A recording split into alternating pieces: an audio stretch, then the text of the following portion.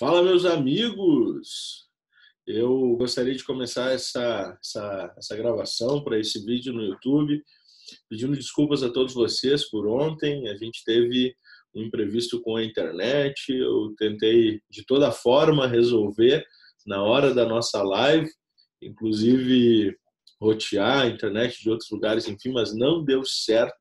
Não sei ao certo o que houve. Tinha o pessoal aí da área de TI na live que tentou me ajudar, mas não aconteceu. Então hoje eu quero falar, vou gravar essa live, vou disponibilizar no YouTube, eu vou gravar esse vídeo e disponibilizar no YouTube para que vocês tenham acesso à informação que eu me comprometi a passar para vocês ontem, falando sobre os tipos de vistos, algumas diferenças e tudo mais.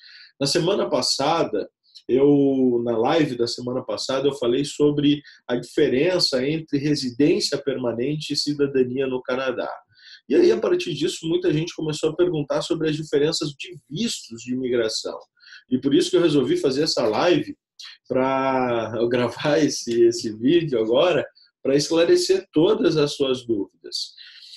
Se a gente pegar, por exemplo, a relação entre o Brasil e o Canadá, o brasileiro ele precisa de um visto. O Canadá ele exige que o brasileiro ele tenha um visto para entrar no país, mesmo que seja para turismo. Recentemente, o governo brasileiro ele liberou os canadenses de terem vistos para entrar no Brasil, mas o contrário acaba não acontecendo.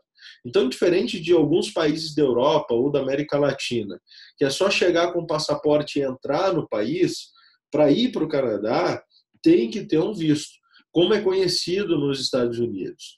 Mas o Canadá, claro, ele tem algumas regras específicas. Por exemplo, para tirar os vistos, você não precisa passar por alguma entrevista, não em casos normais. Praticamente todos os vistos são feitos só com análise de documento e formulários.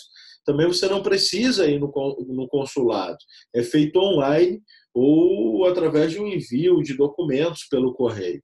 Uma coisa bem importante é que para você entrar no Canadá, salvo algumas exceções que eu vou falar posteriormente, você precisa fazer o cadastramento biométrico. É a única parte que é presencial desse processo de visto. E aí os locais que você pode fazer a biometria é em São Paulo, Rio de Janeiro, Brasília, a cidade de Recife e também em Porto Alegre. Bom, eu vou falar dos vistos mais simples, desde os mais simples até os mais específicos. Visto de turismo é o visto mais comum. Geralmente permite que a pessoa possa ficar 6 meses ininterruptos no Canadá. O que pode fazer com esse visto? Gastar dinheiro. O que você não pode fazer? Você não pode ganhar dinheiro. Você não pode estudar cursos, fazer cursos profissionais, trabalhar. Não pode com visto de turismo, ok? Muita atenção aqui sobre o intercâmbio, estudo de idiomas. Não precisa de outro visto que não seja o visto de turismo. Por isso, geralmente, os intercâmbios vão ir até 6 meses. E isso já responde uma pergunta. Não pode trabalhar enquanto você estiver estudando idiomas ou fazendo intercâmbio no Canadá. Se você tem um parente morando no Canadá, você pode ficar mais do que 6 meses? Normalmente não. Mas existe um tipo de visto chamado supervisa, que é quando você tem um cônjuge, filhos, netos morando no Canadá como residente permanente. Quem está no Canadá comprova que pode receber os parentes e que tem condições financeiras de manter. E com isso, quem está no Brasil pode ganhar a permissão de ficar 2 anos no Canadá sem sair com esse supervisa, mas como um visto de turismo. Esse visto de turismo, gente, se faz todo pela internet, a não ser a parte da biometria que eu já falei. Não precisa fazer exames médicos, mas é muito indicado que você tenha um seguro de saúde, porque a saúde ela só é pública e universal para quem já é um residente permanente. Para estrangeiro, é o valor que é o custo para o Estado. Ou seja, o investimento aqui ele é alto. Você faz essa solicitação e demora, em média, 20 dias úteis para você ter a resposta se você teve o aceite do governo ou não. Geralmente, o que o governo olha é se você tem condição financeira de fazer a viagem e se você tem comprovação que tem laços com o Brasil, que não vai fugir. Laços, por exemplo, emprego há bastante tempo, casa, estudos, essas coisas. Tem uma outra maneira de tirar o visto de turismo, que é o ETA, ou em português, autorização de viagem eletrônica. Quem é elegível ao ETA? Quem tem visto canadense nos últimos 10 anos, ou quem tem visto americano válido, ok? Se você quer solicitar o ETA, o processo ele é todo online e você não precisa fazer a biometria. Fica pronto meio que instantaneamente também. Mas tem uma questão especial. Não pode fazer a primeira chegada no país por terra, navio, apenas de avião. Ou seja, não pode ir para os Estados Unidos, pegar um carro e ir para o Canadá com o ETA. Isso não acontece. Não acontece. Uma informação que eu só disponibilizei dentro do Fórmula de Imigração, que ela é bem valiosa e eu vou passar para vocês agora. Oficialmente, o governo ele já divulgou nas redes sociais que a pessoa pode, com o ETA, chegar de avião no Canadá e depois sair e entrar de carro, desde que a primeira vez ela seja por avião. Amigos, advogados de imigração falaram que amigos que eu tenho, enfim, falaram que atenderam casos de pessoas que foram recusadas na volta de carro para o Canadá porque era ETA. Então, na dúvida, faça o visto normal, embora essa questão de saída e entrada esteja bem mais esclarecida. Bom, um outro tipo de visto, e aí já entra algumas permissões para quem quer estudar no Canadá, para quem quer fazer mais do que um intercâmbio. Então, presta bastante atenção aqui, por quê?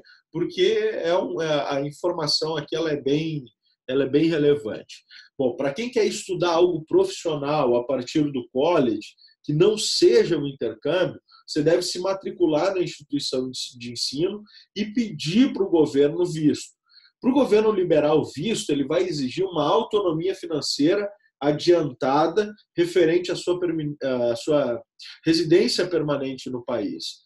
O valor ele se altera conforme a composição familiar, quantas pessoas vão e quem vai com você para o Canadá. Geralmente não pode ser qualquer área de estudos, tem que ter a ver com o seu perfil. Mas eu já vi casos, por exemplo, de enfermeiro fazer curso de designer, que não tem a ver com o perfil, ser aprovado, enfim, e está no Canadá até hoje. Importante ressaltar aqui que não é qualquer tipo de curso, por exemplo, veterinário ou advogado de imigração, você já precisa ser um residente permanente. Então, não é qualquer tipo de curso que você pode fazer. Interessante para quem quer estudar, respeitando alguns critérios, o tipo de instituição de ensino do curso, pode trabalhar 20 horas semanais em um visto aberto, ou seja, qualquer empresa. Agora, quando é casal e um estuda e o outro ganha o visto de trabalho aberto.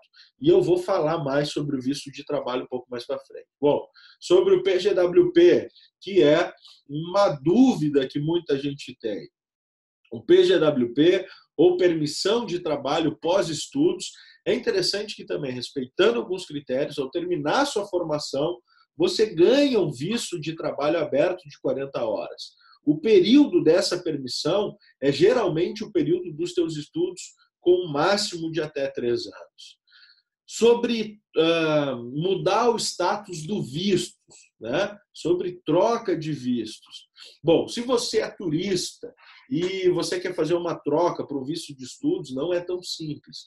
Além do tempo de processamento do visto de turismo, que pode chocar com o limite da sua estada de turista no Canadá, geralmente você tem que fazer o pedido e ir até a fronteira do país, fazer troca de status e tudo mais, mas isso é assunto para outra live, porque aqui existem questões e exemplos que são bem pertinentes. Eu conheço um caso, né, o esposo de uma pessoa que trabalhou comigo, que era canadense, que ele era brasileiro, ele não tinha ainda a residência permanente e ele já estava no limite do visto e botaram ele no avião e mandaram direto para o Brasil, porque o visto dele estava vencendo, não deixaram ele ir nos Estados Unidos para poder tentar mudar o status do visto, ok?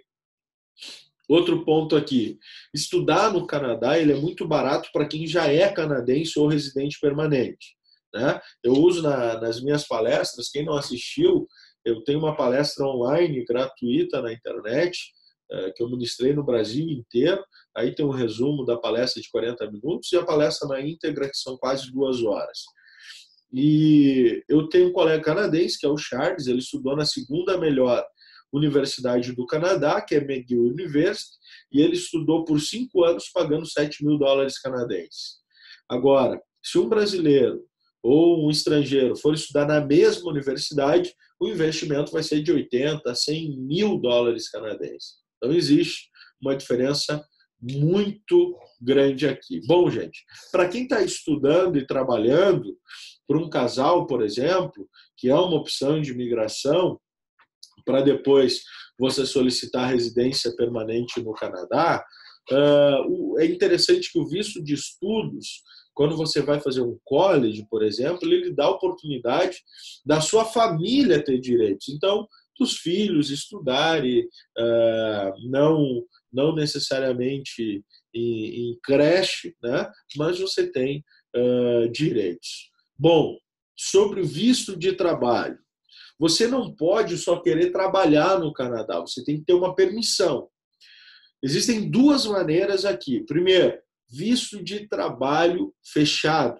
A empresa vai ao governo e comprova que precisa contratar e não conseguiu um residente permanente, ok? Então, existem 2 formas. O que acontece? Aí você ganha permissão, a empresa ganha permissão de contratar um estrangeiro. Esse visto, quando a empresa ela faz esse processo, é um visto fechado. E ele tem duração enquanto você estiver trabalhando no Canadá. O cônjuge ele vai junto com o visto aberto. Visto aberto, como funciona?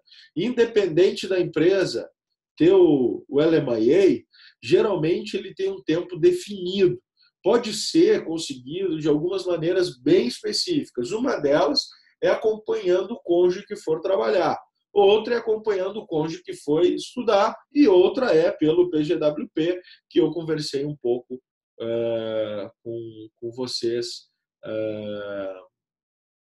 aqui. Aqui também os filhos eles vão ter o direito de estudar. Não, claro que eu não estou falando da creche.